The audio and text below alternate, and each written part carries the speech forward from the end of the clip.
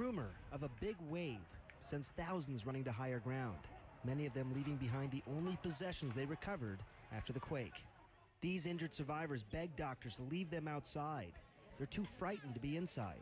The Army Corps of Engineers has been here 3 times and has cleared several of these buildings, but every time there's an aftershock, all of our sick patients run outside. You know, there's just so much trauma, both psychological and physical. No one wants to stay. Both staff and patients refuse to go into any buildings. And here's another good example of exactly what we're talking about. This is a standing house, but there's nobody living inside. It is hard to overestimate the impact of all these aftershocks on someone's psyche. They're so frightened. They don't want to be in there. They're worried that their house could come tumbling down. So instead, they live like this. They live in these tents, makeshift tents, because they simply want to be outside where they think it's safe. How scared were you? Oui, moi j'étais très peur. Very scared. It's been around 2 weeks now since the earthquake. Are you still scared?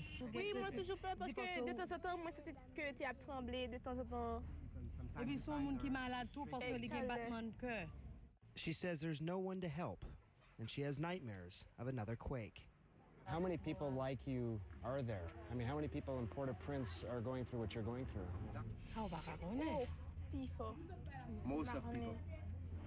It is difficult to diagnose post-traumatic stress disorder less than a month after the quake, but we do know a few things. First of all, it is worse in people who have some sort of pre-existing mental illness, people who have endured the most trauma or seen the most horrific images. Best advice to them, try and be with family, and also turn to your faith if you can. But it is difficult, and even the churches have been destroyed. So what does work? Access to the basic necessities again. Clean water, food, and even what might be considered perks. Pillows, blankets, some sort of routine.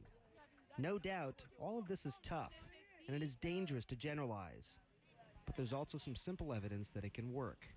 Today, this young boy builds a kite out of a paper plate. Despite the odds, he gets it flying, bringing a smile to his face and ours for just a moment.